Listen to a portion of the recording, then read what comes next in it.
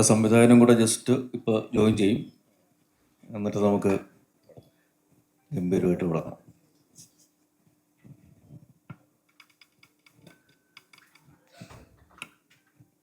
എല്ലാവരും പടം കണ്ടാണല്ലോ അല്ലേ? കാണാത്തൊരു കൈവക്കിക്ക്.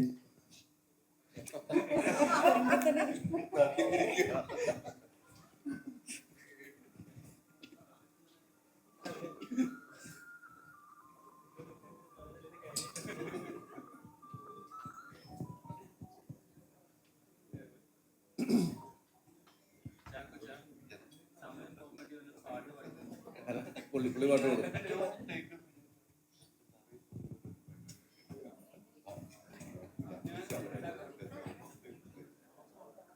പാട്ട് പാടുമെങ്കിൽ പാടിക്കും കേട്ടോ. ഞാൻ പാടുന്നു. എത്തന്നെ പുറത്ത് ഇടിമിന്നലും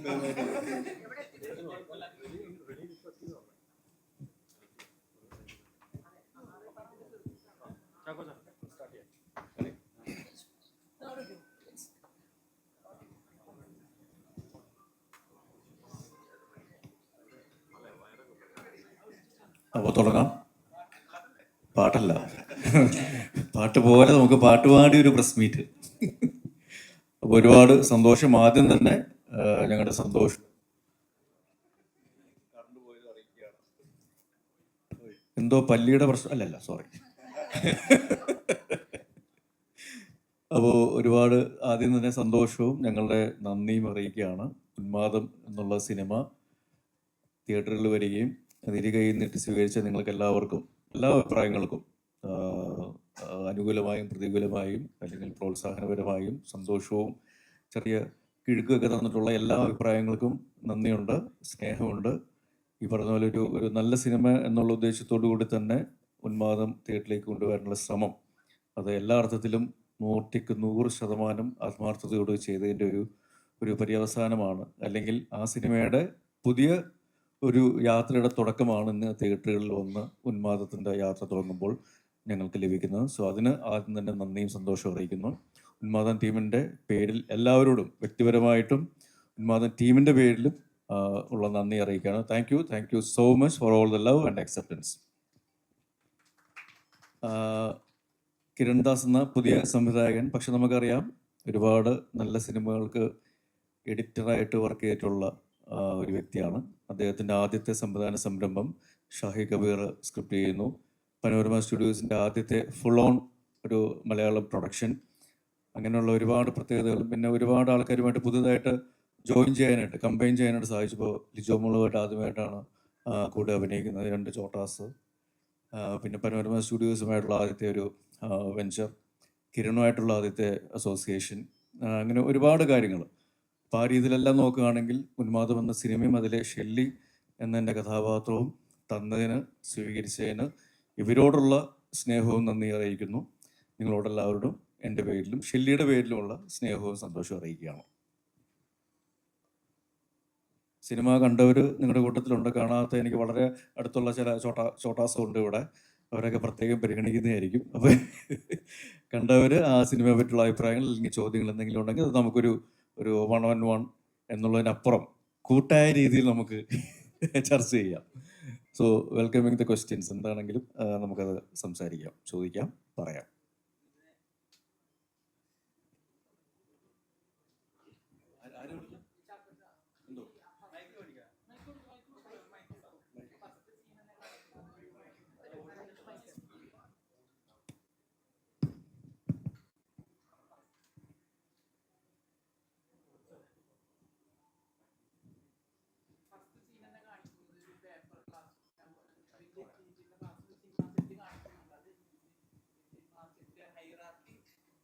കാണിക്കാൻ വേണ്ടി ചെയ്തതാണോ എന്നുള്ളതാണ് ചോദ്യം.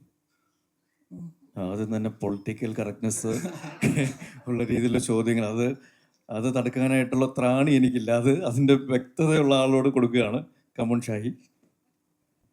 തീർച്ചയായിട്ടും നമ്മളോട് പറയുന്നതാണ്, നമ്മൾ സിനിമയിൽ സക്സസ് ആയെന്നറിയുന്നത് ഒരു കോപ്പ ക്ലാസ്സി മൂടിയ രീതിയിൽ ഒരു ചായ കിട്ടുമ്പോഴാണ് നമ്മൾ സിനിമയിൽ വിജയിച്ചതെന്ന് നമ്മളുടെ മുന്നേ ഉള്ള ആൾക്കാർ പറഞ്ഞു. എന്തോ ഞാൻ വർക്ക് ചെയ്ത സിനിമകളിലൊന്നും അല്ലെ അസിസ്റ്റന്റ് ഡയറക്ടർ ആയത് തൊണ്ടിമുതലായതുകൊണ്ട് എനിക്ക് അവിടുത്തെ പ്രശ്നം ഉണ്ടായില്ല. ചിലപ്പോൾ പോലീസ് ആയതുകൊണ്ടാവാം.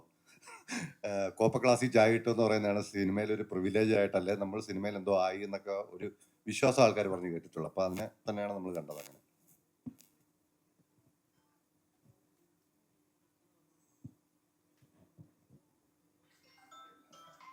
ചക്കച്ച, ഇതിന്റെ ഫസ്റ്റ് ഇതിന്റെ ടൈറ്റിൽ കാണുമ്പോൾ തന്നെ ഒരു പ്രേക്ഷകന് അത് ഒരു ശരിക്കും അതിന്റെ തുടക്കം തന്നെ ഒരു ട്രാൻസ് മോഡിലൂടെ ഇങ്ങനെ പ്രേക്ഷകനെ ഇങ്ങനെ കൊണ്ടുപോകുന്ന ഒരു ഫീലിംഗ് ഉണ്ടല്ലോ. ഇതൊരു സ്ലോ പേസിലൂടെ പതിയെ ഒരാളെ ഇങ്ങനെ മയക്കി കൊണ്ടുവന്നു ആ ഒരു ഫേസ് ഉണ്ടല്ലോ. അപ്പോൾ പിന്നീടാണ് കഥാപാത്രം എങ്ങനെയാണ് ഒരു ഡിഫറെന്റ് ട്രാവൽ ജേർണിയാണ്. അയാളുടെ കുഴപ്പമാണോ, അയാളുടെ അംബീഷന്റെ ഇതാണോ, എന്തിനാണ് ഇങ്ങനെ ഓടുന്നത്, എല്ലാവരും നെഗറ്റീവ് പറയുമ്പോഴും അതിനെതിരെ അതിന് മുമ്പിൽ ഇങ്ങനെ ഓടുക എന്ന് പറഞ്ഞാൽ ആ കഥാപാത്രത്തിന് ഒരു ആർക്കുണ്ട്. ഇത് കേട്ട സമയത്ത് എപ്പോഴെങ്കിലും തോന്നിയിട്ടുണ്ടോ ചെയ്ത കഥാപാത്രങ്ങളിൽ നിന്ന് ഈ ആർക്ക് എനിക്ക് ഇതുവരെ ചെയ്തിട്ടില്ല, ഇതെനിക്കിത് പയറ്റി നോക്കണം വിചാരിച്ചിരുന്ന കഥാപാത്രമാണ് എന്ന് അങ്ങനെ തോന്നിയിട്ടുണ്ടോ? തീർച്ചയായിട്ടും അതിൽ യാതൊരു സംശയമില്ല. കാരണം ഇതിനു മുമ്പ് ഷാഹിയുമായിട്ട് ഞാൻ ചെയ്തിട്ടുള്ള 2 പോലീസ് കഥാപാത്രങ്ങൾ 2 സിനിമകളും വ്യത്യസ്തമാണ്. അപ്പോൾ അതിൽ നിന്നും എങ്ങനെ ഉന്മാദവും ശല്യം മാറ്റി നിർത്താം, അല്ലെങ്കിൽ വേറൊരു രീതിയിൽ അവതരിപ്പിക്കാം എന്നുള്ള ശ്രമത്തിൻ്റെ ഉത്തരമാണ് ഉന്മാദം എന്നുള്ളത്. സാധാരണ ഒരു ഒരു ഒരു പോലീസ് കഥയ്ക്ക് പറ്റിയ പേരാണ് ഉന്മാദം എന്നുള്ള സംശയം പലർക്കും ഉണ്ടാവാം.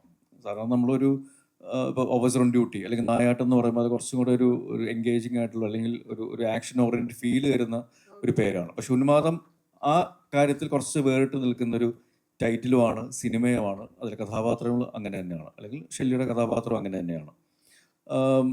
ഷാഹിയുടെ തന്നെ യഥാർത്ഥ ജീവിതത്തിലുള്ള കുറേ ഇൻസിഡൻസ്, പുള്ളിക്ക് അനുഭവമുള്ള പരിചയമുള്ള ആൾക്കാർ, പരിചയമുള്ള പരിസരങ്ങൾ, ഇതെല്ലാം നമ്മൾ കുറച്ചുകൂടെ സിനിമാറ്റിക് ആയിട്ടുള്ള രീതിയിൽ അവതരിപ്പിക്കാൻ ശ്രമിച്ചിട്ടുണ്ട്.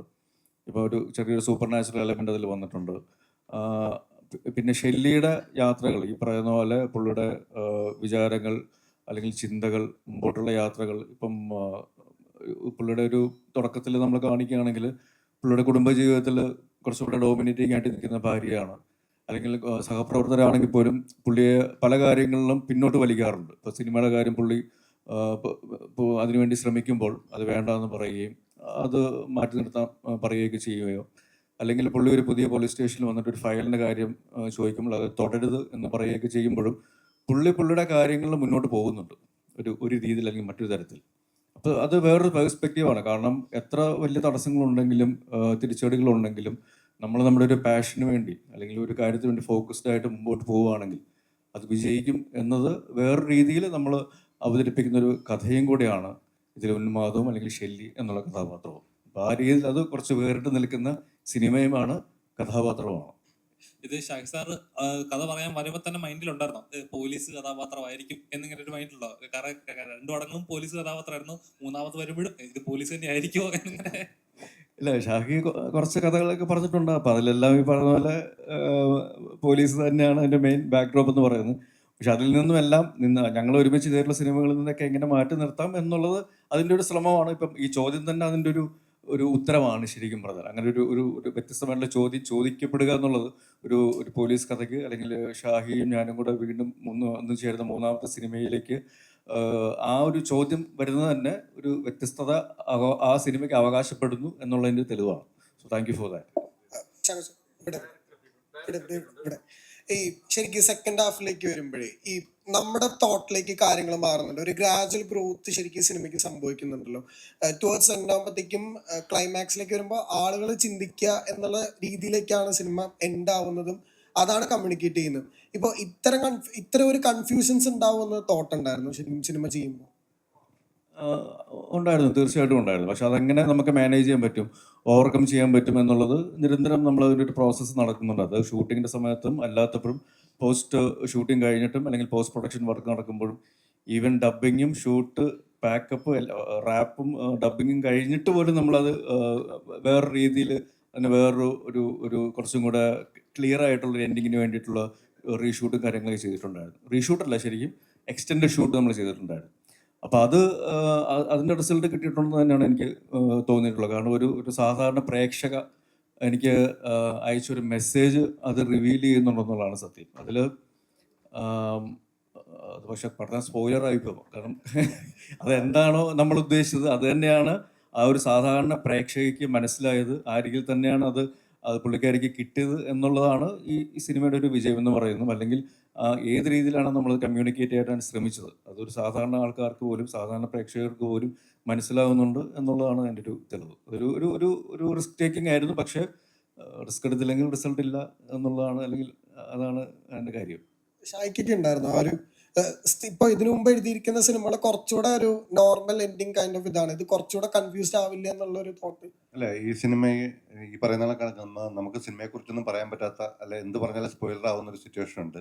പക്ഷെ ഇൻഡയറക്ട്ലി പറഞ്ഞിട്ടുണ്ട്, ഈ സിനിമയ്ക്ക് ഉന്മാദം എന്ന് ഇടുന്ന പേര് തന്നെ ക്ലിയർലി ഇതൊരു പോലീസ് പ്രൊസീജിയറൽ ഇൻവെസ്റ്റിഗേഷൻ കുറ്റാന്വേഷണ സിനിമ അല്ല എന്നുള്ള ഉദ്ദേശത്തോടെയാണ്.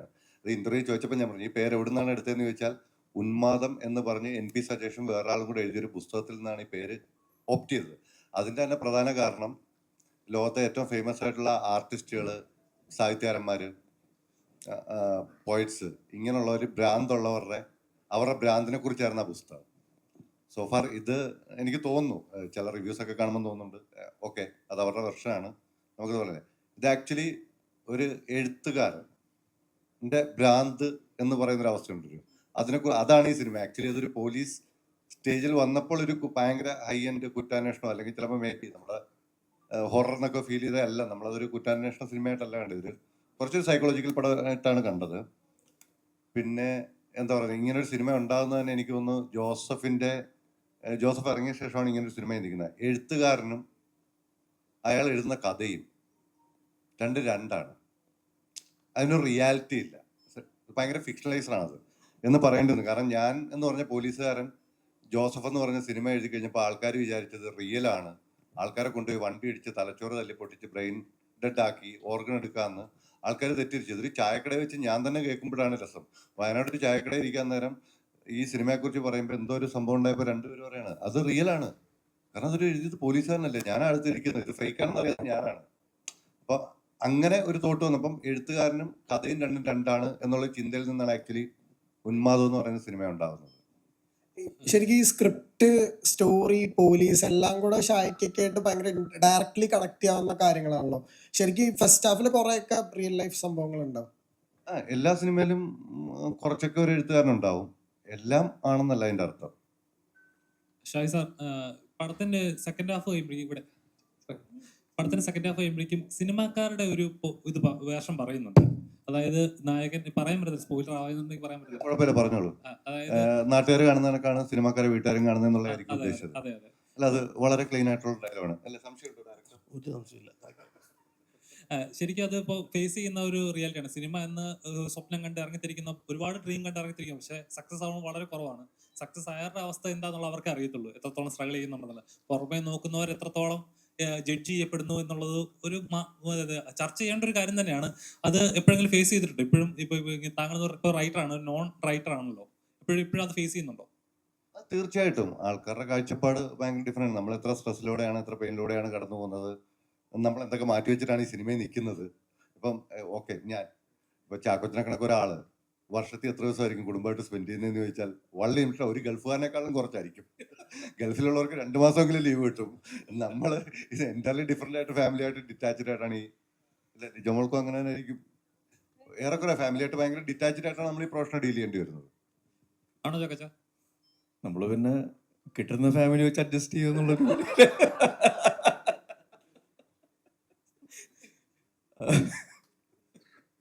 അങ്ങനെയല്ല.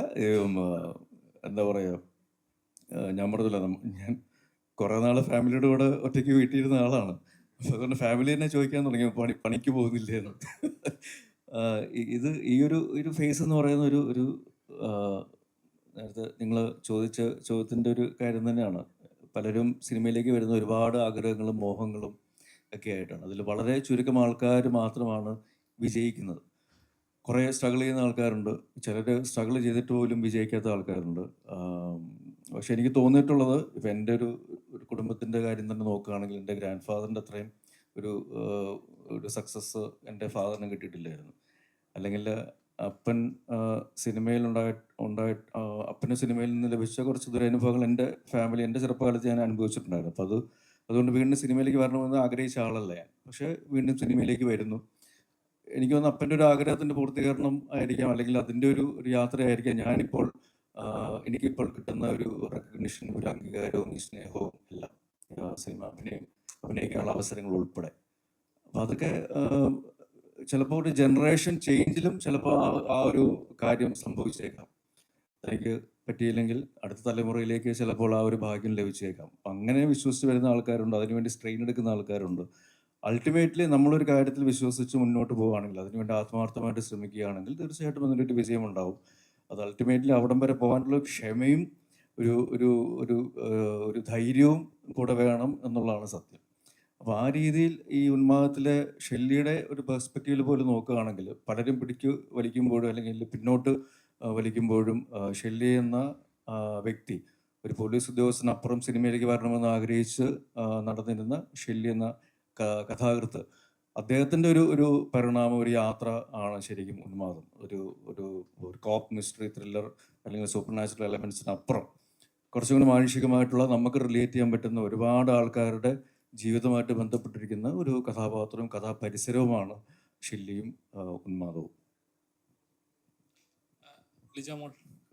ലൈഫ് ഉണ്ടാകുന്നൊരു അതായത് സൗണ്ട് റൈസ് ചെയ്യുമ്പോഴും ഡിപ്രസ്ഡ് ആയിരിക്കുന്ന സമയത്തും ഒക്കെ നമുക്കത് ഫീൽ ചെയ്യും. ഇപ്പം താങ്കൾ ചെയ്തിട്ടുള്ള എല്ലാ കഥാപാത്രങ്ങൾ എടുത്ത് നോക്കിയാലും അതേപോലത്തെ സിമിലാരിറ്റി ഒരേപോലെ എന്നല്ല, ഒരേ സാഡ് ഫേസ് ഉള്ള ഇപ്പോൾ സോഷ്യൽ മീഡിയ തന്നെ ഒരു ഡിപ്രഷൻ സ്റ്റാർ എന്നൊരു പേര് ഉണ്ട്. അപ്പോൾ ഇങ്ങനത്തെ ഒരു കഥാപാത്രങ്ങൾ കിട്ടുമ്പോൾ എപ്പോഴെങ്കിലും തോന്നിയിട്ടുണ്ടോ ഇതൊന്ന് മാറ്റി പിടിക്കണം അല്ലെങ്കിൽ അത് മീറ്റർ നോക്കണം തോന്നാറുണ്ടോ?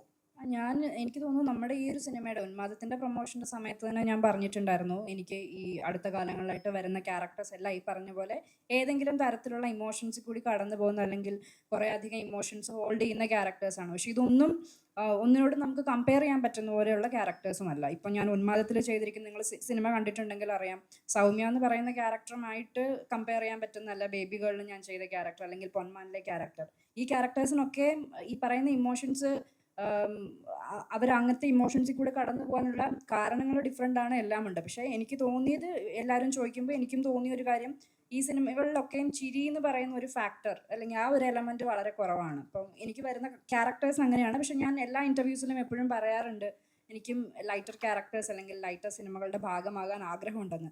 പിന്നെ എനിക്ക് ഒരു വിയോജിപ്പ് ഈ ഒരു സിനിമയിലുള്ളത്, ഞാൻ ഒരു വളരെ ചെറിയൊരു ലൈറ്റർ മൊമെൻ്റ് ഉണ്ടായിരുന്നു, കട്ട് ചെയ്ത് കളയുകയും ചെയ്തിട്ടുണ്ട്. അപ്പോൾ ഒരു ലൈറ്റർ സീൻ ഇതിലില്ല ഇന്ന് ഞാൻ സിനിമ കണ്ടപ്പോൾ. അപ്പോൾ അതും കൂടി പറയാം. അതെന്തായാലും നമുക്ക് അപ്പോൾ തീർച്ചയായിട്ടും ആഗ്രഹമുണ്ട്. എല്ലാ ആക്ടേഴ്സിനും ഉള്ള പോലെ തന്നെ എല്ലാ ജോണേഴ്സിലും ഉള്ള ക്യാരക്ടേഴ്സ് ചെയ്യാൻ തന്നെയാണ് ആഗ്രഹം. അപ്പോൾ കാത്തിരിക്കുകയാണ്. ഞാൻ എല്ലാ ഇന്റർവ്യൂസിലും അത് പറയാറുമുണ്ട്. സംഭവിക്കട്ടെ. അതെ, സംഭവിക്കട്ടെ. ഡയറക്ടറാണ്. അപ്പോൾ ആദ്യ ചിത്രം നമ്മൾ ഒരുപാട് സ്വപ്നങ്ങൾ കാണും. ഇപ്പോൾ ഫസ്റ്റ് സ്ക്രീനിൽ നമ്മുടെ ഡയറക്റ്റഡ് ബൈ എന്നൊരു പേര് കാണുമ്പോൾ ഉണ്ടാകുന്ന ഒരു ഫീലിംഗ് ഉണ്ടല്ലോ. അപ്പോൾ അതിനുവേണ്ടി എഫേർട്ട് ഇടുന്ന ഒരു ചെറിയൊരു എഫേർട്ടല്ല, ആ ഒരു ജേർണി ചെറിയൊരു ജേർണി അല്ല. ഇന്നിപ്പോൾ ആ ഒരു മൊമെന്റിൽ നിൽക്കുമ്പോൾ ഹൗ ഡു യു ഫീൽ? ആ പ്രേക്ഷകരുടെ ഓരോ റെസ്പോൺസുകൾ നെഗറ്റീവും പോസിറ്റീവും എല്ലാം കേൾക്കുന്ന കൂടെ ഉള്ളവരുടെ എന്താ പറയുക, ആ ഒരു എന്താ പറയുക സപ്പോർട്ടും എല്ലാം ഈ മൊമെന്റിൽ എന്താണ് ഫീൽ ചെയ്യുന്നത്? അല്ല, ഭയങ്കര സന്തോഷമാണ്. ആക്ച്വലി ഞാനൊരു സംവിധായകനാവണമെന്ന് ഒരിക്കലും വിചാരിച്ച ആളല്ല. പക്ഷേ എനിക്ക് എൻ്റെ കൂടെയുള്ള കൂട്ടുകാരും സുഹൃത്തുക്കളും എല്ലാവരും കൂടെ ചേർന്ന് ഭയങ്കരമായി സപ്പോർട്ട് ചെയ്തു. ഒരു സിനിമ ഒരു ഓൾമോസ്റ്റ് 1 year ആയിട്ട് എക്സിക്യൂഷൻ പ്രോസസ്സിലെത്തി. നമ്മൾ ഇന്നത് സിനിമ കാണുന്നു, അത് കണ്ട് എല്ലാവരും, എനിക്കൊരു പുതിയ അനുഭവം തന്നെയാണ്. എങ്ങനെയാണെന്ന് എനിക്ക് എക്സ്പ്രസ് ചെയ്യാൻ ഭയങ്കര ബുദ്ധിമുട്ടുണ്ട് ശരിക്കും. ഭയങ്കര മിക്സ്ഡ് ഫീലിംഗ് ആണ്, ഭയങ്കര ഇമോഷണലാണ്, ഭയങ്കര സന്തോഷമുണ്ട്. ഇതെങ്ങനെയാണെന്ന് പറഞ്ഞ് അറിയിക്കാന്നറിയില്ല ശരിക്കും. ആക്ച്വലി ആ ഒരു ആ സ്പേസിൽ, ആ പൊസിഷനിൽ നിന്നാലാണ് നമുക്കത് അറിയാൻ പറ്റുള്ളൂ. ഭയങ്കര സന്തോഷമാണ്, ഭയങ്കര എക്സൈറ്റഡ് ആണ്. ഞാനൊരു 40ഓളം സിനിമകൾ എഡിറ്റ് ചെയ്തിട്ടുള്ള ആളാണ് ശരിക്കും. പക്ഷേ അങ്ങനെയല്ല, ഒരു സിനിമ നമ്മൾ ലീഡ് ചെയ്യുന്നു, നമ്മുടെ തിയേറ്ററിൽ അത് ആളുകൾ കാണുന്നു, ഓക്കെ, സിനിമ കഴിയുമ്പോൾ ആളുകൾ കൈയടിക്കുന്നു, നമ്മളുടെ പേര് അവിടെ എഴുതി കാണിക്കുന്നു. ആ പേര് എഴുതി കാണിക്കുന്നു എനിക്ക് ഒരിക്കലും ഒരു കാലത്തും എൻ്റെ title edited by Kiran Das കാണുമ്പോൾ എനിക്ക് ഒരു കാലത്തും എക്സൈറ്റ്മെന്റ് ഉണ്ടായിട്ടുള്ള ആളല്ല ഞാൻ ശരിക്കും. പക്ഷേ ഡയറക്റ്റഡ് ബൈ കിരൺ ദാസ് കാണുമ്പോൾ ഒബിയസ്ലി ഞാൻ ഭയങ്കര എക്സൈറ്റഡ് ആയിരുന്നു. അത് കഴിഞ്ഞ് എനിക്ക് എന്താണ് തോന്നിയത് എനിക്കിതൊരു മനസ്സിലായിട്ടില്ല ശരിക്കും. ഞാൻ എന്ത് ഡീകോഡ് ചെയ്യാൻ ശ്രമിക്കുന്നേ ഉള്ളൂ ശരിക്കും. ഷാഹി സാർ, ഈ നമ്മളൊരു കഥ പ്രസന്റ് ചെയ്യുമ്പോൾ അല്ലെങ്കിൽ ഇത് എഴുതുന്ന സമയത്ത് കുറച്ച് പേരെ തൃപ്തിപ്പെടുത്താൻ എളുപ്പമാണ്. കുറെ പേരെ തൃപ്തിപ്പെടുത്താൻ എന്ന് പറഞ്ഞാൽ അതൊരു ചെറിയൊരു പ്രോസസ് അല്ലേ. എന്ത് വിചാരിക്കും ആളുകൾ, ഇങ്ങനെ ഡൈജസ്റ്റ് ചെയ്യുമോ, ഇങ്ങനെ ആയിരിക്കും തിങ്ക് ചെയ്യുന്ന, അവർക്ക് ഇത് ഡൈജസ്റ്റബിൾ ആവുമോ, ഇതിങ്ങനെ ഒരു പോസിബിലിറ്റി എത്രത്തോളം ലോജിക്കൽ ഉണ്ട്, റിയലിസ്റ്റിക് ആണോ, ഒരു വലിയൊരു ക്വസ്റ്റ്യൻസ് തന്നെയാണത്. അപ്പം എത്രത്തോളം ടഫാണ് ഓരോ കഥ ചെയ്യുമ്പോഴും, അല്ലെങ്കിൽ ഇത് ഓഡിയൻസിന് എത്രത്തോളം കൺവേ ആവും എന്നുള്ള ആ പ്രോസസ്സ് ഉണ്ടല്ലോ, അത് എത്രത്തോളം ടഫായിരുന്നു? ഇല്ല, എനിക്ക് തോന്നുന്നു ഞാൻ ഇനി എന്ത് നെഗറ്റീവോ പോസിറ്റീവോ റിവ്യൂസ് വന്നാലും ശരി, ഞാൻ എഴുതിയതിൽ ഏറ്റവും ഇൻട്രസ്റ്റിംഗ് ആയ സ്ക്രിപ്റ്റ് ഇതാണെന്നാണ് ഞാൻ വിശ്വസിക്കുന്നത്. ബാക്കിയെല്ലാം നമുക്കറിയാം, കൃത്യം പോയിന്റ് അവർക്ക് ഇമോഷൻ വരും, അവിടെ വരും, ഇവിടെ വരും. നമുക്ക് ആൾക്കാരെ ഇങ്ങനെ ഇമോഷണലി പടം കഴിയുമ്പോൾ അവർ ഇച്ചിരി ഹുക്കായി പോകും. ഇങ്ങനൊരു മീറ്റർ കൃത്യമായി ഉണ്ടായിരുന്നു. എൻ്റെ 5 സിനിമകളിൽ നിന്ന് ഭയങ്കര ഡിഫറൻ്റ് ആണ് ഇതെന്ന് പറയാൻ കാരണം ഈ സ്ക്രിപ്റ്റാണ് ഏറ്റവും എക്സ്പെരിമെൻ്റൽ ആയിട്ടുള്ളത്. ഇപ്പം നേരത്തെ ലിജോയുടെ ചോദിച്ചു, ഇതിൻ്റെ അകത്ത് ഏറ്റവും കോംപ്ലിക്കേറ്റഡ് ക്യാരക്ടർ ലിജോയുടെയാണ്. ഷെല്ലി ആരാണെന്ന് സിനിമ തുടങ്ങുമ്പോൾ തൊട്ട് അറിയാവുന്ന ഒരേ ഒരു വ്യക്തി ലിജോയാണ്. ഷെല്ലിയെ നിങ്ങൾ കാണുന്ന അവസാനം കാണുന്ന ഷെല്ലി ആദ്യം അറിയാവുന്ന ലിജോ അല്ലെ സൗമ്യ എന്ന് പറയുന്ന ഭാര്യയ്ക്ക് മാത്രമാണ് ഇയാളുടെ പ്രശ്നം എന്താണെന്ന് അറിയാവുന്നത്. എന്നാൽ സിനിമയിൽ ഇത് വെളിയിൽ വരാനും പറ്റില്ല. ഇയാൾ കയ്യിൽ നിന്ന് പോകുന്ന സമയങ്ങളിൽ ഇയാൾ നൈസായിട്ട് എന്തെങ്കിലും ഡയലോഗ് പറഞ്ഞൊക്കെ സപ്പോർട്ട് ചെയ്ത് പോകണം എന്ന് പറഞ്ഞാൽ ഭയങ്കര കോംപ്ലിക്കേറ്റഡ് ഒരു ക്യാരക്ടറായിരുന്നു ലിജോയുടേത്. നമ്മൾ ഇത് കുറച്ച് എക്സ്പെരിമെൻ്റ് ആണ്. ഇതിൻ്റെ അകത്ത് ഒത്തിരി രീതി നിങ്ങൾക്ക് അല്ല നമ്മൾ ട്രൈ ചെയ്തിട്ടുണ്ട്. ഇനി റിവ്യൂ ചെയ്തവർക്ക് കാണാൻ പറ്റില്ലെങ്കിൽ അത് ഞങ്ങളുടെ തെറ്റല്ല. ഞങ്ങളുടെ തെറ്റല്ലെന്നല്ല, ഞങ്ങളുടെ തെറ്റ് തന്നെ ആവാം. കാരണം നമ്മൾ ഉദ്ദേശിച്ച രീതി കാണാൻ പറ്റാത്ത ആവാം. സർവൈ എൻ്റെ ഏറ്റവും ഫേവറേറ്റ് സ്ക്രിപ്റ്റാണ്. ഞാൻ പറഞ്ഞല്ലോ, ഈ സിനിമ നിങ്ങൾ ചോദിച്ച അർത്ഥത്തിലാണെങ്കിൽ ഞാൻ എഴുതിയതിൽ ഏറ്റവും നല്ലത് എന്ന് വിശ്വസിക്കുന്ന ആൾ ഞാൻ തന്നെയാണ്.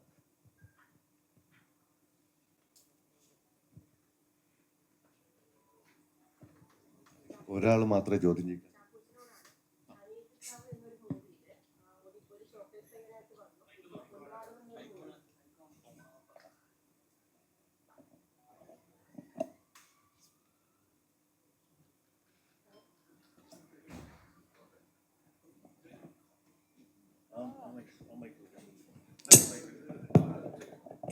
അനിയത്തിപ്രാവ് എന്നൊരു മൂവിയിൽ ഒരു ചോക്ലേറ്റ് പയ്യനായി വന്ന് ഇപ്പോൾ ഉന്മാദം എന്ന് പറയുന്ന മൂവിയിലേക്ക് ഒരു പോലീസ് ഓഫീസറിലായിട്ട് വന്ന് നിൽക്കുന്നുണ്ട്. തിരിച്ച് ഒരു ചോക്ലേറ്റ് പയ്യനായി അനിയത്തിപ്രാവ് പോലെ ഒരു മൂവിയിലേക്ക് തിരിച്ചു പോകാൻ വേണ്ടിയിട്ട് ആഗ്രഹിക്കുന്നുണ്ടോ?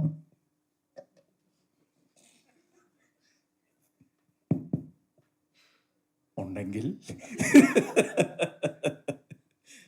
ഇതിൽ എന്താ പറയുക, കാലത്തിനനുസരിച്ചുള്ള മാറ്റങ്ങൾ ഉൾക്കൊണ്ട് ഉള്ള യാത്ര നടത്തിയത് കൊണ്ടാണ് ഇവിടെ ഈ ഒരു അവസരത്തിൽ ഇങ്ങനെ വേദിയിൽ നിങ്ങളോട് എല്ലാവരോടും സംവേദിക്കാൻ പറ്റുന്നത് എന്ന് ഞാൻ വിശ്വസിക്കുന്നു.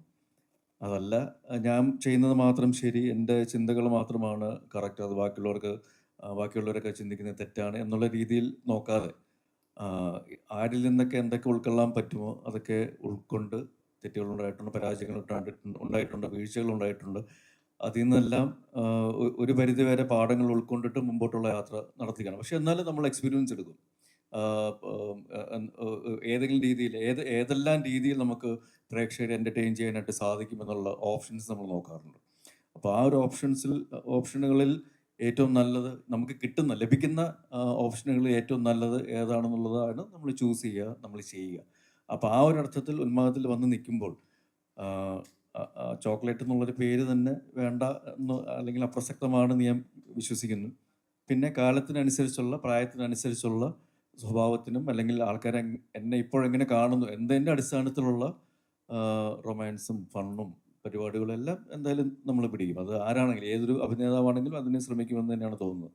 അപ്പോൾ ഈ പറയുന്ന പോലെ സോക്കോൾ ഇത്ര ഇൻറ്റൻസ് അല്ലാത്ത, ചിലപ്പോൾ കുറച്ചും കൂടെ കാഷ്വലായിട്ട് കണ്ട് ജസ്റ്റ് ഒരു സിനിമ കണ്ടു പോവുക, ഒരു സിനിമ കണ്ട് ആസ്വദിച്ച് പോവുക എന്നുള്ള രീതിയിലുള്ള സിനിമകളും കഥാപാത്രങ്ങളും ഇനിയും ഉണ്ടാവും. അതിൽ അങ്ങനെ സംശയം തോന്നേണ്ട കാര്യമില്ല. പക്ഷെ പഴയ അനിയത്തിപ്രാവ്, പഴയ ചോക്ലേറ്റ്, പഴയ ചാക്കോച്ചൻ അത് എന്തായാലും വേണ്ട എന്നാണ് എനിക്ക് തോന്നുന്നത്.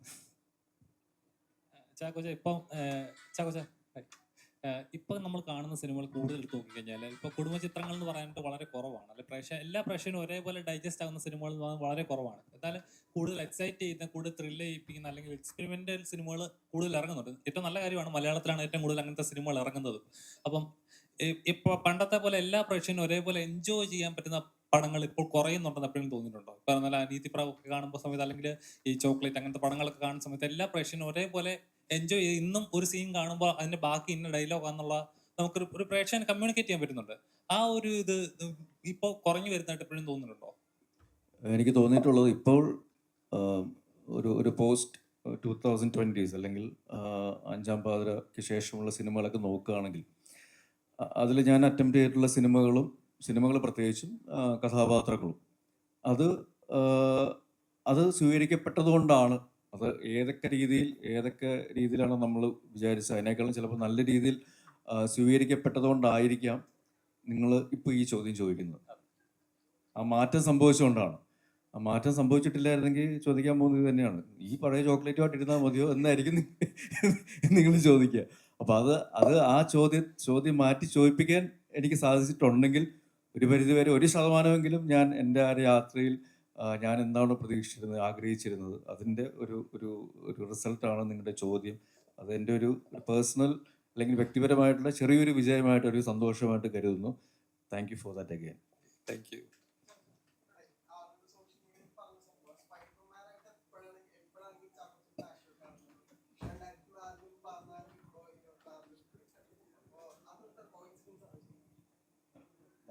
അവർ മനഃപൂർവ്വം ഇറക്കുന്നത് അങ്ങനെയല്ല.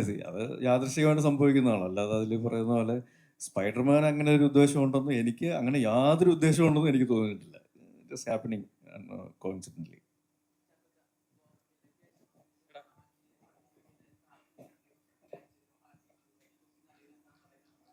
പുള്ളി പോലും ഒന്നും പറയുന്നില്ല, അപ്പൊ ഞാനെന്ത് പറയാനാണ്? അദ്ദേഹം പറയട്ടെ ആദ്യമായിട്ട് ഒഫീഷ്യലി. അറിയില്ല എനിക്കറിയില്ല. അത് പടം തുടങ്ങുമ്പോൾ ഒരുപാട് ഒരു നോർമൽ രീതിക്ക് തുടങ്ങിയിട്ട് സെക്കൻഡ് ഹാഫ് ഒക്കെ ആകുമ്പോൾ ഒരുപാട് മാനസിക തലങ്ങളിലൂടെ കടന്നു പോകുന്നുണ്ട്. അപ്പോൾ ആ ഒരു ക്യാരക്ടർ എന്ന് പറയുന്നത് ഒരു സൈക്കോളജിക്കൽ ലെവലിൽ വരെ ഒരുപാട് റെഫറൻസ് വേണ്ട ക്യാരക്ടറായിട്ട് അത് നല്ല രീതിക്ക് അവതരിപ്പിച്ചിട്ടുമുണ്ട്. അപ്പോൾ ആ ഒരു ക്യാരക്ടറിലോട്ട് ഈ ക്യാരക്ടർ ഷെല്ലി എന്നുള്ള ക്യാരക്ടറിലോട്ട് മാറുമ്പോൾ അതിന് വേണ്ട എന്തെങ്കിലും മുന്നൊരുക്കങ്ങൾ ഇപ്പോൾ ഒരു ഇതുപോലുള്ള റെഫറൻസോ കാര്യങ്ങളൊക്കെ നോക്കി ചെയ്തിരുന്നോ? എങ്ങനെയായിരുന്നു ഒരു ചില റെഫറൻസുകൾ ഉണ്ടായിരുന്നു. അത് ഷാഹി അതിൻ്റെ അടുത്ത് പറഞ്ഞിട്ടുണ്ട്. അതേപോലെ തന്നെ എനിക്ക് അറിയാവുന്ന പേഴ്സണലായിട്ടുള്ള കുറച്ച് ആൾക്കാരിൽ നിന്നുള്ള ഫീഡ്ബാക്സും എടുത്തിട്ടുണ്ട്. അതാരാണെന്ന് പറയാൻ പറ്റില്ല, കാരണം അവരുടെ സ്വഭാവം മാറും. അവരെനിക്ക് ശരിക്കും അറിയാവുന്നതുകൊണ്ട്. പക്ഷേ പിന്നെ അത് നമ്മുടേതായിട്ടുള്ള രീതിയിൽ അത് കുറച്ചും കൂടെ എങ്ങനെയൊക്കെ ഓർഗാനിക്കായിട്ട് അല്ലെങ്കിൽ നാച്ചുറലായിട്ട് പെർഫോം ചെയ്യാനായിട്ട് സാധിക്കുമെന്നുള്ളത് ഞാനൊരു പ്രോസസ്സിൽ വിശ്വസിക്കാറുണ്ട്. ആ ഒരു കഥാപാത്രത്തിൻ്റെയും ആ കഥാപാത്രമായിട്ട് വരുമ്പോൾ, ആ സെറ്റിലേക്ക് വരുമ്പോൾ നമ്മുടെ കൂടെയുള്ളവരും പ്രൊഡ്യൂസറല്ല, ഡയറക്ടറും സ്ക്രിപ്റ്റ് റൈറ്ററും ഇവരുടെ എല്ലാവരുടെ ഇൻപുട്ടും കാര്യങ്ങളും പ്രൊഡ്യൂസറിന് അടുത്തിരിക്കുന്നതുകൊണ്ട് അറിയാതെ വന്നു പോയതാണ് കേട്ടോ. അപ്പോൾ ആ ഒരു പ്രോസസ്സ് ഭയങ്കരമായിട്ട് ഹെൽപ്പ് ഔട്ട് ചെയ്യാറുണ്ട്. പിന്നെ ഓഫ് കോഴ്സ് നമ്മൾ എടുക്കുന്ന റെഫറൻസുകളും നമ്മളൊന്ന് ക്രോസ് ചെക്ക് ചെയ്യാറുമുണ്ട്, ചെയ്യുന്നതും പറയുന്നതും ഒക്കെ ശരിയാണോ എന്നുള്ളത്. അപ്പം അതിൻ്റെയൊക്കെ ഒരു എൻഡ് റിസൾട്ടാണ് അതിലെ ഷെല്ലിയും, അല്ലെങ്കിൽ സെക്കൻഡ് ഹാഫിൽ പ്രത്യേകിച്ച് നമ്മൾ കാണുന്ന ഷെല്ലിയുടെ മനോവ്യാപാരങ്ങളും. ഡയറക്ടറാണ്. ഇപ്പോൾ പടം അവസാനിക്കുമ്പോൾ ഒരു സെക്കൻഡ് പാർട്ടിലോട്ടുള്ള ഒരു ത്രെഡ് കിടക്കുന്നുണ്ട്, നമുക്ക് പ്രതീക്ഷിക്കാമോ? ഇല്ല, അങ്ങനെ ത്രെഡില്ല. നമ്മൾ കാണുന്ന ഒരുവിധം കണ്ടിറങ്ങി എല്ലാവർക്കും ആ ഒരു ഡൗട്ട് ഉണ്ടായിരുന്നു. ഒരു ഞാനത് വീണ്ടും ഒരു പെട്ടി കാണിക്കുന്നു, അതിലോട്ടൊരു ഫോക്കസ് പോകുന്നു. ആ പെട്ടിക്കകത്ത് എന്താണ് ആ സമയത്ത് ഇരിക്കുന്നതെന്ന് നിങ്ങളൊന്ന് ചിന്തിച്ചു നോക്കിയാൽ നല്ലതായിരിക്കും. കുറച്ച് വെള്ള പേപ്പറാണ്. അപ്പൊ സെക്കൻഡ് പാർട്ട് ഇല്ല. ഉന്മാദം ഇതോടെ അവസാനിച്ചു.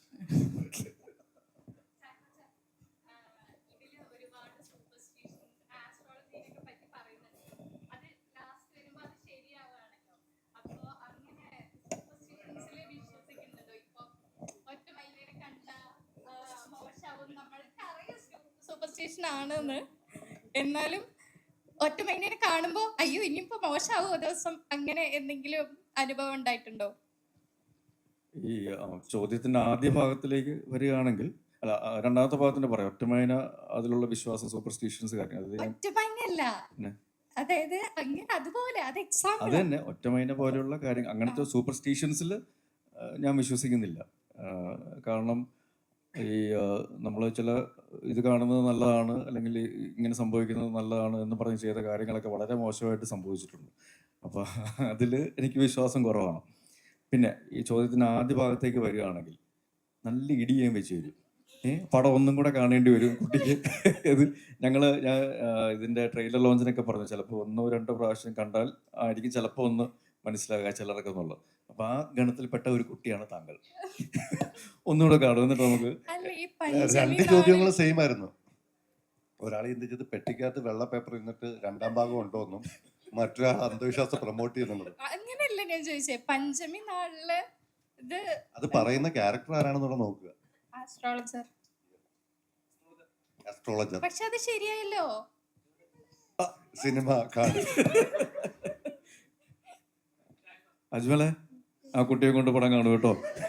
അജ്മലെ കണ്ടിട്ടില്ലല്ലോ.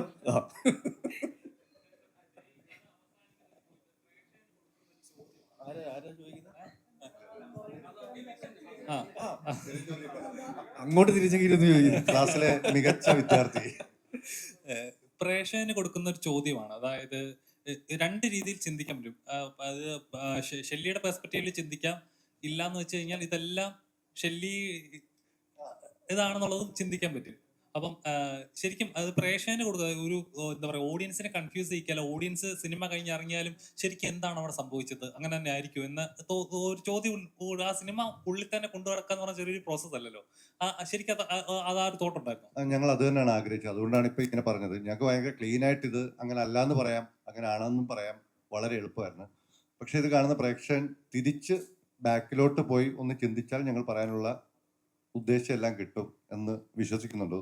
അതാണ് റീവാച്ച് കുറച്ച് ആവശ്യമുണ്ട്.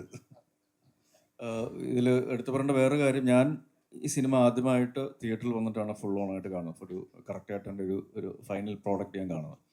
അപ്പം അതുകൊണ്ട് തന്നെ എന്നിലെ ഒരു ആക്ടറിനെ അല്ലെങ്കിൽ ആ കഥാപാത്രം അവതരിപ്പിച്ച ഷെല്ലി അതിനെ മാറ്റി നിർത്തിക്കൊണ്ട് ഒരു സാധാരണ പ്രേക്ഷകൻ എന്നുള്ള രീതിയിൽ ഈ പടം കാണാനായിട്ട് സാധിച്ചു എന്നുള്ളൊരു വലിയൊരു കാര്യമായിട്ട് ഞാൻ കാണുന്നുണ്ട്. അത് എന്നിലെ പ്രേക്ഷകനെ 100% തൃപ്തിപ്പെടുത്തിയ ഒരു സിനിമ എന്നുള്ളത് എനിക്ക് വ്യക്തിപരമായിട്ട് ഉറപ്പിച്ച് പറയാവുന്നൊരു കാര്യമാണ്. അപ്പം അങ്ങനെ ഒരു സിനിമ തന്നതിന് ഹോൾ ടീമിനോട് എൻ്റെ ചാക്കോച്ചൻ എന്ന് പറയുന്ന വ്യക്തിയുടെ പേരിൽ ഒരു നന്ദി അറിയിക്കുകയാണ്. Thank you to Unmadan team from Chackochan, not from Shelly. Thank you for that. ഇത് ആക്ച്വലി ഒരു ക്യാരക്ടർ സ്റ്റഡിയാണ്, അല്ലാതെ ഇതൊരു കുറ്റാന്വേഷണ സിനിമയല്ല. ക്യാരക്ടറാണ്. റൈറ്ററെ ട്രാൻസ്ഫോർമേഷൻ തോട്ട് പ്രോസസ്സുകളും ഒക്കെയാണ് ഈ സിനിമയെ നമ്മൾ അവലംബിച്ചിരിക്കുന്നത്. അല്ലാതെ ഒരു കുറ്റാന്വേഷണ സിനിമയാണ്, ഒരു ഓഫീസറിന് ഡ്യൂട്ടി ആണെങ്കിൽ ഒരു ഇൻവെസ്റ്റിഗേഷൻ, അല്ല ജോസഫ് ആണെങ്കിൽ ഒരു ഇൻവെസ്റ്റിഗേഷൻ. വളരെ സിമ്പിളാണ്. നമ്മൾ ആ ഏരിയ വിട്ടത് തന്നെ ഇതൊരു ക്യാരക്ടർ, അയാളുടെ തോട്ട് പ്രോസസ്സുകൾ അങ്ങനെയൊക്കെയാണ്. ഷെല്ലി എന്താ പറയാ ഇതാക്കിയിട്ടുണ്ടോ? ഷെല്ലി എന്താ ഇൻഫ്ലുവൻസ് ചെയ്തിട്ടുണ്ടോ ഷെല്ലി എന്ന കഥാപാത്രം? അതായത് ഇപ്പം എനിക്ക് തോന്നുന്നു ഷെല്ലിയാണ് എന്നെ ഇൻഫ്ലുവൻസ് ചെയ്തെന്ന് തോന്നുന്നുണ്ട്. പറഞ്ഞപ്പോ തോന്നിപ്പോയത് പോലീസിൽ നിന്ന് ഇതേപോലെ ഒരു ആ പ്രോസസ് ഉണ്ടോ? ജേർണി ചെറിയൊരു ജേർണി അല്ലല്ലോ. ഇവർ പറയുന്ന കേട്ടാ ഞാൻ എന്റെ ബയോപിക് എടുത്താണ്.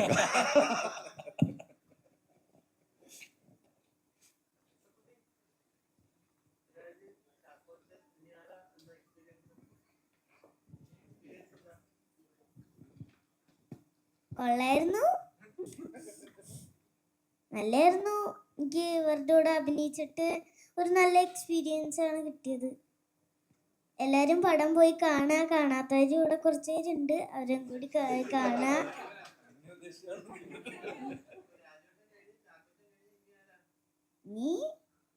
എനിക്ക് ഒന്ന് കാണുന്നുണ്ട്. അല്ല, ഒന്ന് കണ്ടാ മതി. വിജയങ്കൾ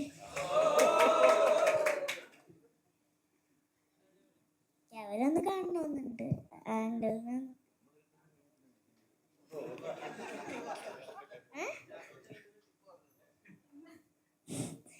ഒരു മാജിക്ക് പഠിപ്പിച്ചു, പക്ഷെ അതെനിക്കറിയൂല.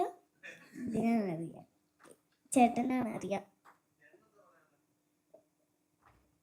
എനിക്ക് പറയാനുള്ളതെന്ന് പറഞ്ഞാൽ എല്ലാവരും സിനിമ പോയി കാണുക, പിന്നെ സപ്പോർട്ട് ചെയ്യാന്നുള്ളത് തന്നെയാണ്.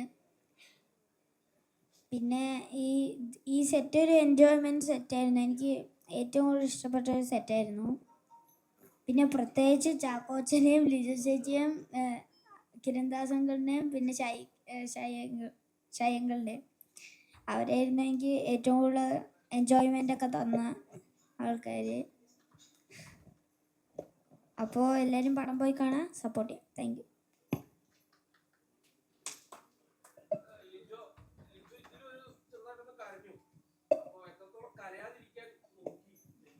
കഥ കേട്ടപ്പോൾ ഇതിൽ കരച്ചിലൊന്നും ഇല്ലായിരുന്നു. പിന്നെ നമ്മൾ ഷൂട്ടിലേക്ക് പോയപ്പോൾ കുറെ മാറി എന്നെ കൊണ്ട് കരയിപ്പിച്ചതാണ്.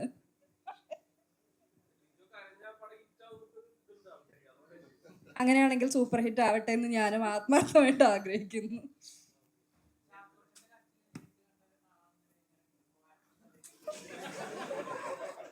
നന്നായിട്ട് കരഞ്ഞിട്ടുണ്ടായിരുന്നു, ആത്മാർത്ഥമായിട്ട് കരഞ്ഞു.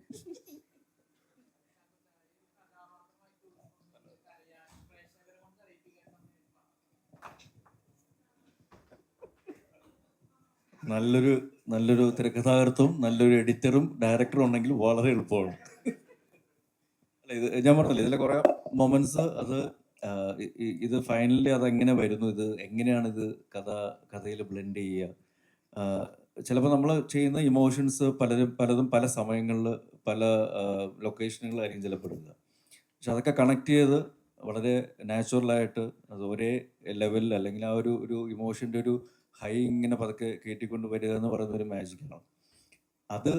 അത് ഭംഗിയായിട്ട് ചെയ്തിട്ടുണ്ട്. അത് ആ ടെക്നിക്കൽ ടീമിൻ്റെ ഒരു എഫേർട്ട്, ഒരു ക്രിയേറ്റീവ് എഫേർട്ട് ഭയങ്കരമായിട്ട് ഹെൽപ്പ് ചെയ്തിട്ടുണ്ട്. അതിൽ ഡയറക്ടർ ആണെങ്കിലും എഡിറ്റർ ആണെങ്കിലും DOP, costumes, makeup, script writer, അതേപോലെ തന്നെ മ്യൂസിക്, ഇതെല്ലാം അതിനെ ഒരു പടി കൂടെ അല്ലെങ്കിൽ പല പടികൾ മേളിലോട്ട് കൊണ്ടുപോയിട്ടുണ്ട്.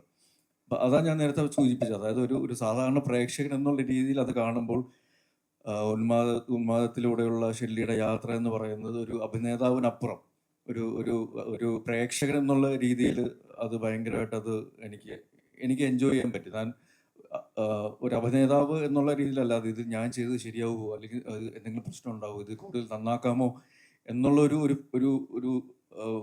ഒരു പേടിയോ അല്ലെങ്കിൽ ഒരു ചോദ്യങ്ങളോ ഒന്നുമില്ലാതെ ഒരു സാധാരണ പ്രേക്ഷകനായിട്ടിരുന്ന് ആ സിനിമ അല്ലെങ്കിൽ ആ കഥാപാത്രങ്ങളോട് യാത്ര ചെയ്യാനായിട്ട് സാധിക്കും എന്ന് പറയുന്നത്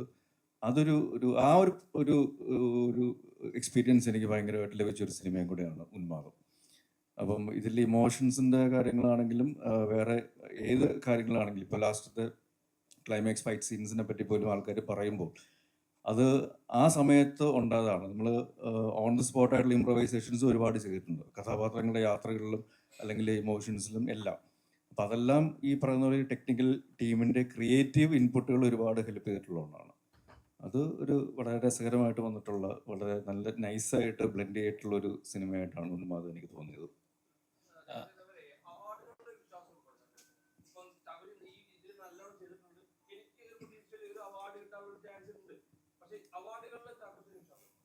ഉറപ്പായിട്ടും നന്നായിട്ട് വിശ്വസിക്കുന്നുണ്ട്.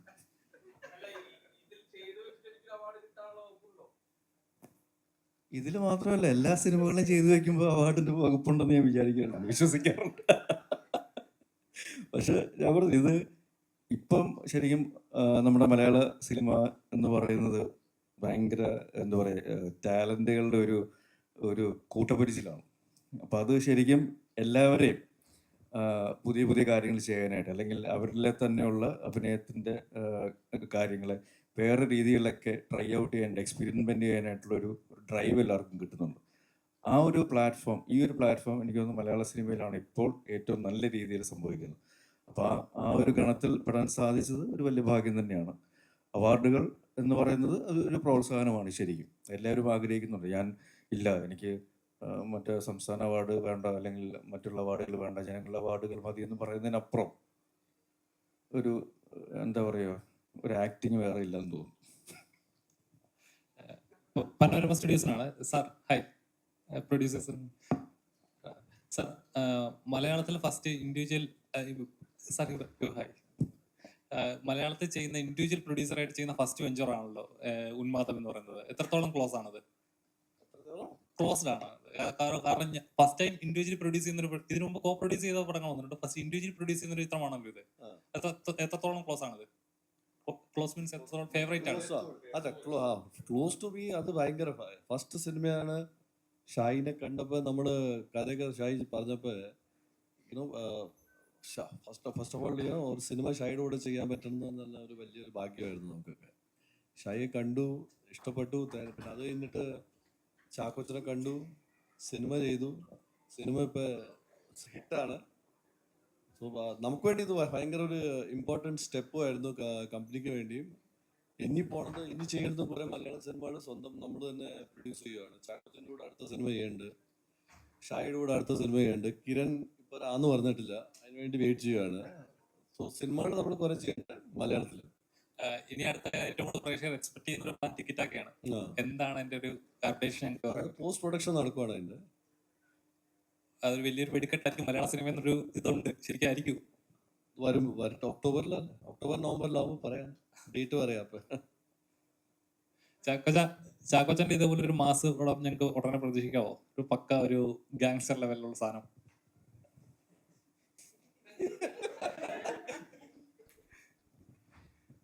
ഇത് കേൾക്കുന്ന പ്രൊഡ്യൂസേഴ്സും തിരക്കഥാകൃത്തുക്കളും ഡയറക്ടേഴ്സും ഉണ്ടെങ്കിൽ ദയവായി അങ്ങനത്തെ ഓപ്ഷൻസും ഓപ്പർച്യൂണിറ്റീസും കഥാപാത്രങ്ങളും സിനിമകളുമായിട്ട് വരിക.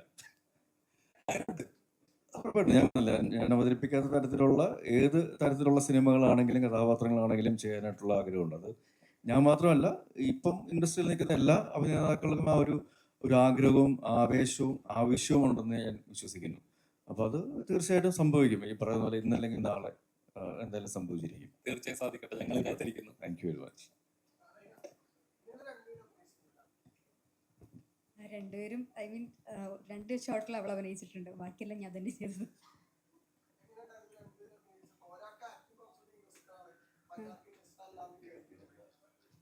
അവള് അവളുടെ ക്യാരക്ടർ കൂടുതൽ പറയാൻ പോകുന്നു. അപ്പൊ അവളുടെ ക്യാരക്ടർ വരുന്ന ആ സീനിലും ഞാൻ തന്നെയാണ് പറ്റിച്ചഭിനയിച്ചത് എല്ലാവരും. അതുകൊണ്ട് അങ്ങനെ അവളുടെ ഞങ്ങൾ ഒരുമിച്ച് അഭിനയിക്കുക അങ്ങനത്തെ എക്സ്പീരിയൻസ് ഒന്നുമില്ല. കാല് പിടിച്ച് വന്ന് ചെയ്യണം എന്ന് പറഞ്ഞ് അങ്ങനെ ഒന്ന് ചെയ്തിട്ട് പോയത് മാത്രമേ ഉള്ളൂ. അത് ചുമ്മാ പുറകിലിരിക്കുന്നില്ല. അപ്പൊ എന്ത് ചെയ്താലും തിരിഞ്ഞു നോക്കില്ല എന്ന് പറഞ്ഞ് അങ്ങോട്ട് തന്നെ നോക്കിയിരിക്കുമായിരുന്നു. ക്യാമറയിലോട്ട് പോലും നോക്കിയിട്ടില്ല. അപ്പൊ അതിനങ്ങനെ അഭിനയിച്ചതൊന്നും പറയാൻ പറ്റില്ല, ചുമ്മാ ഇരുന്നു അത്രേ ഉള്ളൂ. ചുമ്മാ ഇരിക്കുമ്പോൾ തന്നെ അടിപൊളി അഭിനയമാണല്ലോ. ഞാൻ പറഞ്ഞേക്കാവത്.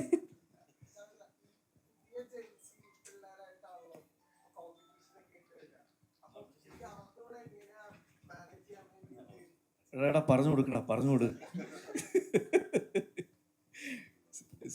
കോമ്പറ്റീഷൻ തന്നെക്കാളും അപ്പുറം നമ്മൾ അവരിൽ നിന്ന് എന്താണ് പഠിക്കാൻ പറ്റുന്നത്, അല്ലെങ്കിൽ അവരോടൊപ്പം എങ്ങനെ മുമ്പോട്ട് പോകാനായിട്ട് സാധിക്കും. ഇപ്പം നോക്കുകയാണെങ്കിൽ ഇപ്പം മലയാള സിനിമയിലെ സൂപ്പർ സ്റ്റാർസ് എന്ന് പറയുന്ന മെയിൻ പില്ലറുകൾ എന്ന് പറയുന്ന ആൾക്കാർ മമ്മൂക്ക, ലാലേട്ടൻ എത്രയോ വർഷങ്ങളായിട്ട് നമ്മുടെ വേദിയിലുള്ളതാണ്. അതേപോലെ അതിന് ശേഷം വന്നവരാണെങ്കിലും ഇപ്പോൾ കൂടെയുള്ളവരാണെങ്കിലും എനിക്ക് ശേഷം വന്നവരാണെങ്കിലും എല്ലാവരും ഈ സിനിമ ഇൻഡസ്ട്രിയിലുണ്ട്, നിലനിൽക്കുന്നുണ്ട്. അപ്പോൾ എല്ലാവർക്കും ഒരു സ്പേസ് ഉണ്ട്. അവർ നമ്മൾ ചെയ്യുന്ന കാര്യങ്ങൾ ഏറ്റവും ആത്മാർത്ഥതയോടുകൂടി ഫുൾ ഓണായിട്ട് വളരെ പാഷനേറ്റ് ആയിട്ട് നല്ല അധ്വാനം ചെയ്തിട്ട് ചെയ്യുകയാണെങ്കിൽ തീർച്ചയായിട്ടും എല്ലാവർക്കും ഒരു സ്പേസ് എല്ലായിടത്തും ഉണ്ട് എന്ന് തന്നെയാണ് വിശ്വസിക്കുന്നത്. സിനിമയിലേക്ക് വരുന്നവർ സിനിമ അഭിനയം മാത്രം ആഗ്രഹിച്ച് വരുന്നവരല്ല ഉള്ളത്. ഇപ്പം എനിക്ക് തോന്നുന്നു നമ്മുടെ തന്നെ ആക്ടേഴ്സിൽ ഒരു വലിയൊരു വിഭാഗം വേറെ കുറേ കരിക്കുലം അല്ലെങ്കിൽ എഞ്ചിനീയറിങ് അല്ലെങ്കിൽ അങ്ങനത്തെ പല പല അക്കാഡമിക്സ് ഒക്കെ പൂർത്തിയാക്കിയിട്ട് അത് കഴിഞ്ഞിട്ട് പാഷൻ്റെ പുറത്ത് സിനിമയിലേക്ക് വന്ന ഒരുപാട് ആൾക്കാരുണ്ട്. അവരെല്ലാവരും വിജയിക്കുന്നുമുണ്ട്, ചിലർ സ്ട്രഗിൾ ചെയ്യുന്നുണ്ട്. പക്ഷെ അൾട്ടിമേറ്റ്ലി ഈ പാഷൻ്റെ പുറകെ പോകുന്നത് ഒരു പരിധിവരെ നമുക്ക് ആ പേഷ്യൻസും ആ ഒരു ഫയറും ഉണ്ടെങ്കിൽ തീർച്ചയായിട്ടും ഇറ്റ് വിൽ പേ ഡിവിഡൻസ്. അപ്പോൾ ജെൻസി 2K അല്ലെങ്കിൽ അങ്ങനത്തെ ഒരു ഡിഫറൻസിയേഷൻ ഇവിടെ അതിന് പ്രസക്തി ഉണ്ടോ എന്നുള്ളത് എനിക്ക് സംശയമാണ്. എല്ലാവർക്കും ഇവിടെ സ്പേസ് ഉണ്ട്. അപ്പോൾ ചാക്കോച്ച എന്തായാലും സിനിമ ഇന്ന് ഇറങ്ങി വലിയ വലിയ വിജയങ്ങളായിട്ട് എല്ലാ തിയേറ്ററിലും ഭയങ്കര റെസ്പോൺസുകൾ ഇനി വന്നുകൊണ്ടിരിക്കുന്നു. ഇനി ഒരുപാട് 100 ദിവസം ഓടി ഇതിന്റെ വിജയാഘോഷത്തിൽ ഞങ്ങളും പങ്കെടുക്കാൻ പറ്റട്ടെ ഞങ്ങളും ആഗ്രഹിക്കുന്നു. ഇതുപോലെ ഒരുപാട് ചിത്രങ്ങൾ ചാക്കോച്ചനെ കാണാൻ പറ്റുന്നത് വീണ്ടും ആഗ്രഹിക്കുന്നു. അപ്പോൾ എന്താണ് ഇനി കാണാനുള്ള പ്രേക്ഷകരോട് പറയാനുള്ളത്? തീർച്ചയായിട്ടും ഈ ഒരു സ്നേഹവും ഒരു സപ്പോർട്ടും തന്നതിനായിരുന്നതിന് നന്ദിയും ഞങ്ങൾ സന്തോഷവും അറിയിക്കുകയാണ്. അതേപോലെ തന്നെ ഈ നല്ല സിനിമകൾ, അത് ഏത് തരത്തിലുള്ള സിനിമകളാണെങ്കിലും അത് ഇരികയും നീട്ടി സ്വീകരിക്കുന്ന പ്രേക്ഷകരോടാണ് ഞങ്ങളുടെ ഏറ്റവും ആദ്യത്തെ കമ്മിറ്റ്മെൻറ്റ്. അവർ ഏതൊക്കെ രീതിയിൽ എൻ്റർടൈൻ ചെയ്യിക്കാൻ സാധിക്കും എന്നുള്ള ഓപ്ഷൻസ് എല്ലാ രീതിയിലും നമ്മൾ ട്രൈ ഔട്ട് ചെയ്യുന്നുണ്ട്. അത് എക്സ്പീരിയൻസ് ഉള്ളവരെന്നോ ഇല്ലാത്തവരെന്നോ ഒരു വ്യത്യാസമില്ലാതെ, അല്ലെങ്കിൽ സിനിമയിൽ പടക്കം ചെന്നവരെന്നോ തറക്കം ചെന്നവരെന്നോ പുതിയ ആൾക്കാരെന്നോ അല്ലെങ്കിൽ വരാൻ അങ്ങനെ ഒരു വ്യത്യാസമില്ലാതെ എല്ലാ തരത്തിലുള്ള രീതിയിലും ആൾക്കാരെ എൻ്റർടൈൻ ചെയ്യാനുള്ള ശ്രമങ്ങൾ നടക്കുന്നുണ്ട്. അതിൻ്റെ ഒരു യാത്രയിൽ ഞങ്ങളെ കൂടെ ചേർത്ത് നിർത്തിയതിൽ ഒരുപാട് സന്തോഷം. പുതിയ സിനിമകളും പുതിയ കഥാപാത്രങ്ങളും പുതിയ രീതികളുമായിട്ട് വീണ്ടും മലയാള സിനിമ ശോഭിച്ച് നിൽക്കുന്നുണ്ട്. So thank you for that. അപ്പോൾ ഉന്മാദത്തിനെ എല്ലാ രീതിയിലും സ്വീകരിച്ചതിന് ഉന്മാദം ടീമിൻ്റെ പേരിലും എൻ്റെ വ്യക്തിപരമായ പേരിലും താങ്ക് യു വെരി മച്ച്. സന്തോഷം, സമാധാനം. Thank you. हिंदी में बात करेगा या okay? I think for Panorama Studios, like Rajesh ji was saying, ये बहुत ही important film है हमारे लिए. And बहुत अच्छी टीम थी हमारे साथ. शाही कबीर, किरण दास, चाकोचन, लीजो मोल, सब ने बहुत एफर्ट डाला है और बहुत ही everyone's putting their best, and I think we've made a good film, and we just hope the audience gives all the love to the film. And thank you, and please spread the good word around. Hi, നമസ്കാരം ചാക്കോച്ച. എൻ്റെ second movie take off, അതിലാണ് നമ്മൾ കണ്ടത്. Again എനിക്ക് പറയാനുള്ളത് ഒരു script റൈറ്ററുടെ ഉന്മാദം അത് തന്നെയായിരുന്നു സിനിമ. ആസ് ആൻ ഓഡിയൻ എനിക്ക് പറയാനുള്ളത് ഇതൊരു മൂവിയുടെ ഭാഗമാകാൻ പറ്റിയത് വലിയ സന്തോഷം. ആ ഉന്മാദം നമുക്ക് അത്ര ഡെല്യൂഷൻ സ്ക്രീനിൽ എനിക്ക് ചാക്കോച്ചനെ കാണാൻ പറ്റിയപ്പോൾ അത് വലിയൊരു ആങ്സൈറ്റിയും എക്സൈറ്റ്മെൻറ്റും എല്ലാം ഉണ്ടായിരുന്നു. അത്രയും ഉന്മാദം നമുക്ക് പ്രേക്ഷകരിലേക്ക് എത്തിക്കാൻ ഒരു ക്യാരക്ടറിൽ ഇത്രയും ഇൻപുട്ട് എടുത്ത് ഇൻറ്റൻസായിട്ട് ചാക്കോച്ചൻ ചെയ്തു. അതെനിക്ക് ഇത്രയും വർഷങ്ങൾക്കപ്പുറം കണ്ടപ്പോൾ ഭയങ്കര ഒരു സന്തോഷം. ആൻഡ് ഓഫ് കോഴ്സ് ഡയറക്ടർ, കേരളത്തിലെ വേഴ്സ്റ്റൈലായിട്ടുള്ളൊരു എഡിറ്ററിൻ്റെ ഫസ്റ്റ് മൂവി. അപ്പോൾ അതും വലിയൊരു പ്രതീക്ഷയാണ്. എല്ലാവരും തിയേറ്ററിൽ പോയിട്ട് സിനിമ കാണുക. Thank you so much.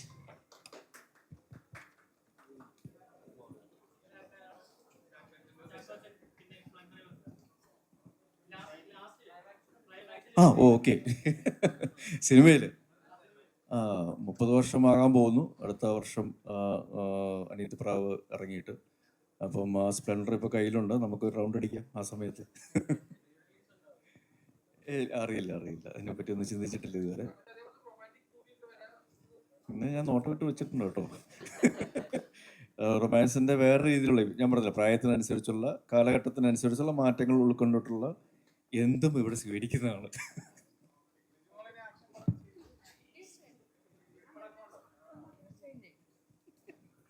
മുമ്പേ പറഞ്ഞല്ലോ, അങ്ങനൊരു സ്ക്രിപ്റ്റ് വന്ന് അത് കൺവിൻസിങ് ആണെങ്കിൽ തീർച്ചയായിട്ടും അതും ട്രൈ ചെയ്ത് നോക്കും. Why not?